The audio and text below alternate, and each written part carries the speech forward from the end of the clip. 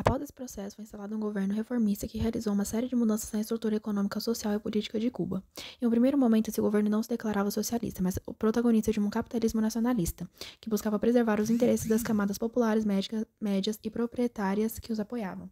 O novo governo estabeleceu a desapropriação de latifúndios pertencentes a norte-americanos e a ingleses, a estatização das propriedades das empresas multinacionais do país, a nacionalização de empresas em setores-chave de economia, como o de energia, o de comunicação e o de transportes, transformando as empresas de serviço público em formação de comunas, bem como a diminuição do espaço do preço dos aluguéis e a diminuição do aluguel também nas áreas urbanas, né, com a quebra da influência da estrangeira quanto ao intercâmbio do açúcar.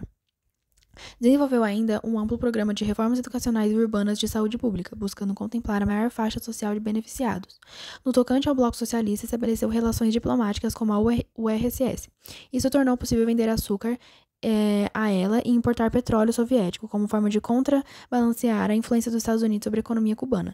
Logo, se intensificou a desaprovação do governo dos Estados Unidos, que se posicionou impondo uma política de embargo a Cuba. Em abril de 1961, diante da dissolução das relações com os Estados Unidos, o governo de Fidel declarou que a revolução era socialista.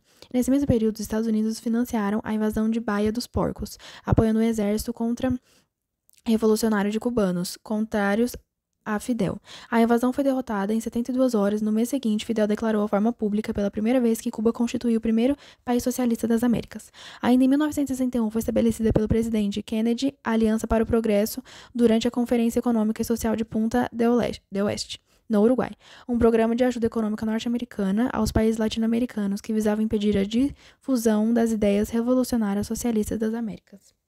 Em 1962, a Organização dos Estados Americanos, a OEA, em um movimento liderado pelos Estados Unidos, expulsou Cuba da organização na Conferência de Punta del Oeste, fortalecendo assim o embargo total à ilha. No mesmo ano, Cuba viveu a crise dos mísseis, sofrendo um forte embargo naval e aéreo devido à instalação de uma base de mísseis soviéticos na ilha. Diante das tensões que envolviam o contexto da Guerra Fria, a própria URSS recusou diante das possibilidades da eclosão de guerra contra os Estados Unidos, que levaria a um embate total a dois blocos.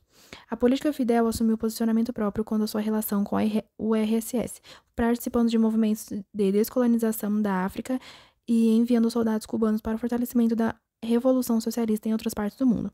Em 1967, na cidade de Havana, foi realizada a primeira reunião da Organização Latino-Americana de Solidariedade, objetivando contar com o apoio dos latinos para a causa revolucionária e, ao mesmo tempo, difundir essa ideia na América Latina, para que a revolução permanecesse sempre viva. No mesmo ano que foi assassinado por forças contra-revolucionárias na Bolívia, onde estava lutando pela revolução.